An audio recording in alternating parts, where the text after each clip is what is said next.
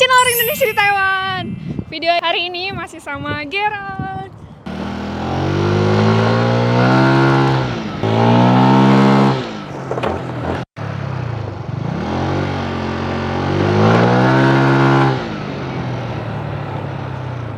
Ya, jadi hari ini kita lagi nge-vlog bareng, ada juga satu video di channel Fast Top 2 Wheels. Oke. Itu tentang review motor. Jadi channelnya si Gerald ini banyakkan tentang semua yang berhubungan dengan balapan ya, mau motor mau mobil ada lah ya. Benar. Cuman kalau yang Fast Top 2 Wheels tuh lebih ke motor sama di Taiwan. Oh oke. Mantap, jangan lupa follow dan mampir ya guys. Terus sekarang karena lagi di motor, kita bakal ngomong-ngomong dikit tentang motor di Taiwan nih. Boleh. Aku baru dapat SIM Agustus tahun ini. Terus tuh ada yang membedakan dari jalanan Taiwan dan jalanan Indo pastinya kan? Benar. Menurut kamu apa nih yang paling membedakan di jalanan Indo dan jalanan Taiwan? Yang pertama, first and foremost adalah kalau di Indo kita jalan di sebelah kiri jalan, di sebelah kiri bahu jalan. Maksudnya gimana? Di Indo itu kita naik mobil itu di kiri, jalur kiri. Oh iya benar. Sedangkan kalau di Taiwan itu di kanan. Mau kalian mobil, motor itu jalurnya di kanan. Gitu. Itu membedakan. Dan karena perbedaan jalur tersebut, kita naik motor juga pasti posisi jalurnya juga beda. Kalau di Indo kita jalur lambat itu ada di paling sebelah paling kiri. Sedangkan kalau di Taiwan kita mau pelan-pelan naik motor itu sebelah kanan, di paling kanan gitu. Kalau jalanannya sih itu sih sama ya, lampu merahnya beda. Yang pasti di Taiwan lampu merahnya banyak banget. Iya, apalagi betul. di kota Taipei itu banyak dan lama-lama gitu. Kalau lampu merah detiknya bisa sampai 99 tuh ya. Iya, 99 detik gitu. Sama ada beberapa peraturan yang cukup beda lah di Taiwan sama di Indo. Ya. Oke, belajar satu kata nih guys yang namanya Taichuan. Ya, Coba kamu Taichuan. jelaskan Taichuan itu apa? Jadi gini, kalau di Indo kita kan di sebelah kiri jalan. Kita mau belok kiri, belok kanan setelah lampu merah itu boleh gitu kan. Bahkan ada Langsung dimana muter. ada ya juga namanya belok kiri langsung. Iya. Itu juga ada kan Iya, di Indo iya, kan. Nah, di Taiwan itu karena kita di sebelah kanan jalan, dari lampu merah belok kanan itu boleh langsung. Cuman ketika kalian dari lampu merah mau belok kiri, dikarenakan adanya traffic yang berlawanan arah dari sebelah kiri jalan. Jadi ibaratnya kita di kanan dan ada mobil yang di sebelah kiri yang dari arah sana. Jadi dengan demikian kalau kita dari jalur kanan mau belok kiri, pasti akan Nabrak ke iya, berlawanan. bertemu. Ada titik temu arah berlawanan di mana ada mobil dari sana mau ke arah kita mau ke kiri. Jadi kita bisa ada chance tabrakan di mana mobil dari sana, kita mau belok kiri bisa kena. Nah, disitulah diterapkan yang namanya Taichuan. Kalau kita mau belok kiri, kita harus terlebih dahulu ngambil di kanan. Jadi di kanan tuh biasa ada kotak putih. Khusus jadi kita gitu? dari sini kita harus ke kanan dulu, baru kita boleh ke kiri. Jadi ke kirinya jadi lurus nanti. Oh iya benar. Gitu. Dan satu lagi di Taiwan itu motor berplat putih hanya boleh jalan di sebelah kanan. Misalkan nih jalur ada 3 jalur, jalan ada 3 jalur, kita cuma boleh di paling kanan. Paling kanan. Kalian juga bisa lihat nanti kalau di aspal itu sebelah kiri jalur pertama, jalur kedua itu pasti ada tulisan Mandarin berwarna kuning. Itu menyatakan bahwa ini hanya jalur mobil ataupun CC motor ber-CC besar, mobil bus atau motor ber-CC besar. Nah, jadi dengan demikian kalau kita mau belok kiri tanpa Taichuan akan sangat berbahaya karena kita dari jalan paling kanannya jalur langsung gitu. Dan belok kita tuh mau bahaya motong, banget ya. ada mobil yang udah di sebelah kiri kita gitu. Beda sama di Indo, kalau kita mau ke kiri, motor kita ya udah kita taruhnya di paling kiri, atau mau ke kanan, motor kita taruh di paling kanan. Cuman di Taiwan kita plat putih itu harus di sebelah kanan. Jadi tidak akan mungkin bisa langsung belok kiri.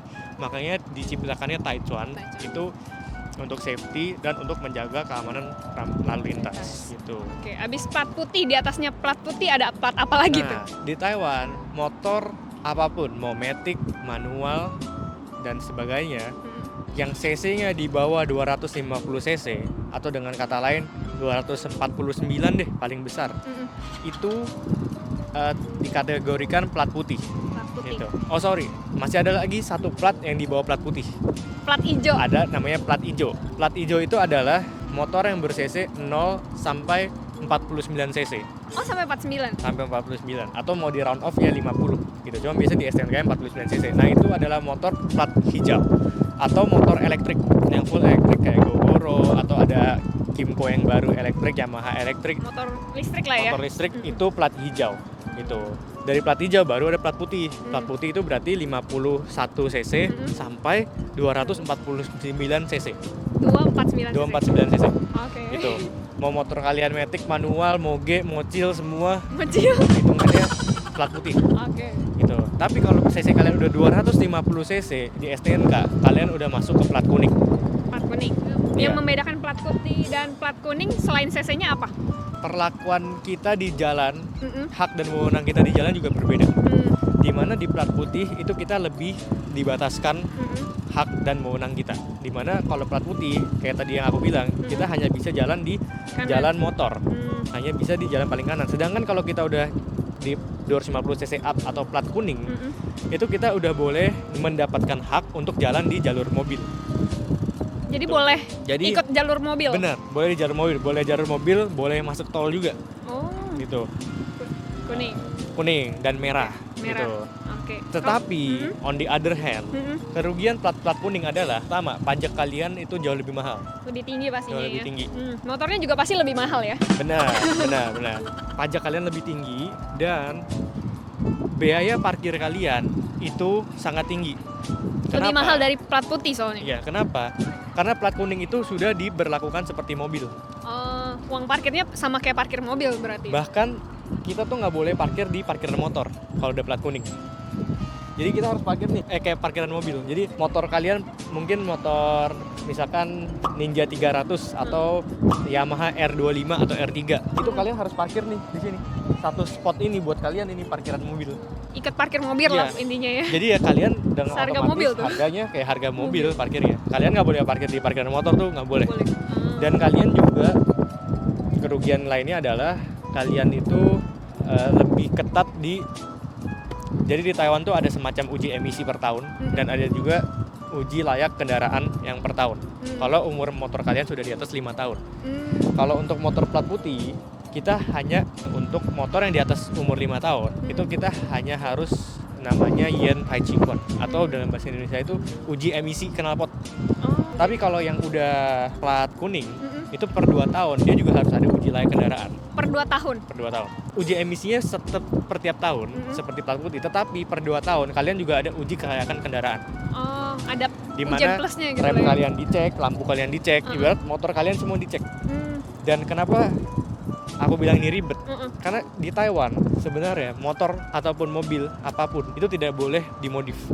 Ini aku tahu. Kayak ada larang-larangannya, kayak nggak boleh terlalu Betul. menonjol banget Contoh gitu sederhana kan. di motor ini tadi ada lampu LED, itu nggak boleh. Kalau bawaannya lampu bohlam harus lampu bohlam, nggak boleh LED. Kalau nggak akan lulus uji layak kendaraan. Oh iya, seketat itu. Ketat itu. Knalpot nggak boleh. Nggak boleh yang berisik. Nggak boleh. Lampu belakang tadi dipotong itu nggak boleh. Dan bayangkan kalau kalian memiliki satu motor hobi kalian yang kalian modif dan kalian harus menjalani itu per 2 tahun. Jadi setiap per 2 tahun. Dengan kata lain kalian harus standarin motor kalian untuk lulus uji layak kendaraan tersebut. Oke, intinya lebih ribet lah ya. Iya, when you want something there's a price for it. Iya. Gitu. Oke, terus yang membedakan kuning dan merah?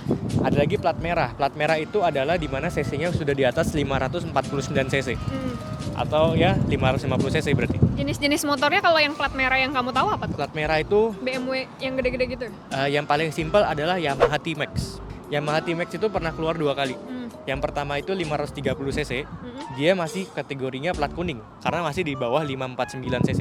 Tapi ada T-Max yang baru 2017-2018 itu 560 cc. Dia udah di atas 549, langsung masuk ke plat merah. Gitu. Tapi secara hak dan wewenang sih sama aja kayak plat kuning sih sebenarnya gitu.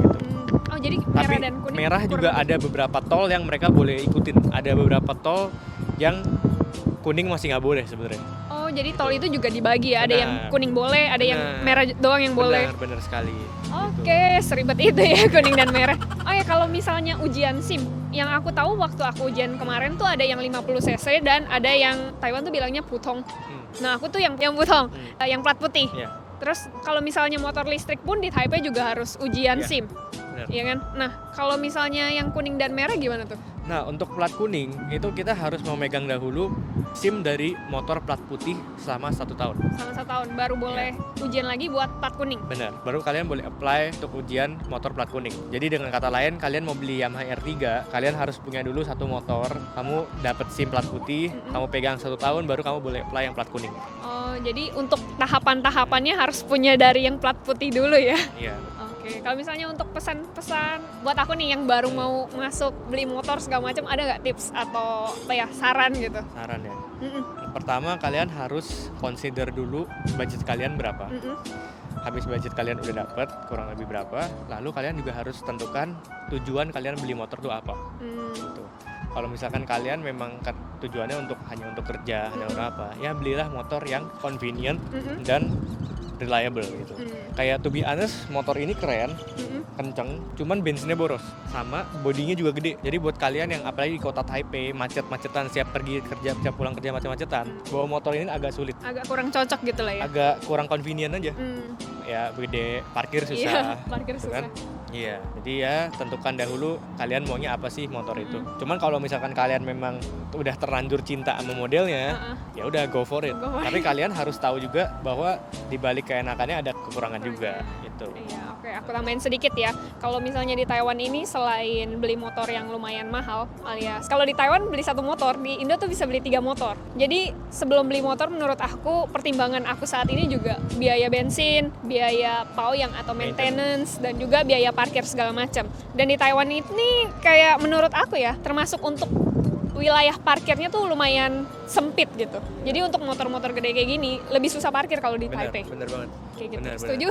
Setuju. Sama satu saran yang bisa gue kasih buat teman-teman, ini a free advice adalah kalau kalian mau beli motor, kalian boleh banget konsultasi sama gue di Instagramnya @faststop2wheels. Ada juga faststop2wheels consignment. Pokoknya jadi di Taiwan tuh gue ada buka juga semacam bengkel kecil, sama ya ada bantu-bantu jualan motor juga gitu ya.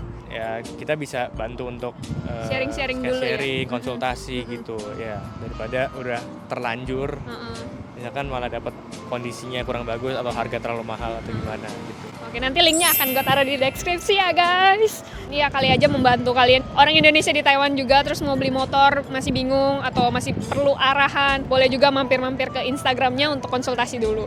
Oke, terima kasih buat collab kita kali ini. Terus gak lama aku bakal minjem motornya untuk ya ngiter-ngiter lah mencoba motor yang setengah gede ini. Oke, terima kasih ya Gerard udah mampir.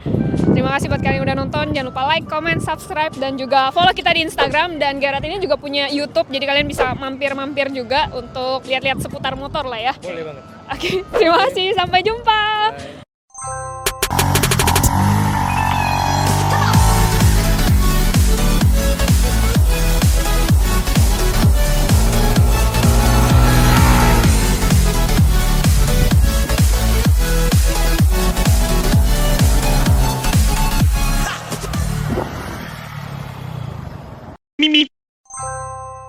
Lumayan besar ya motornya ya. Nyalain dulu. Gak bisa turun nih lagi. Wah, berat banget, gak bisa. Wah.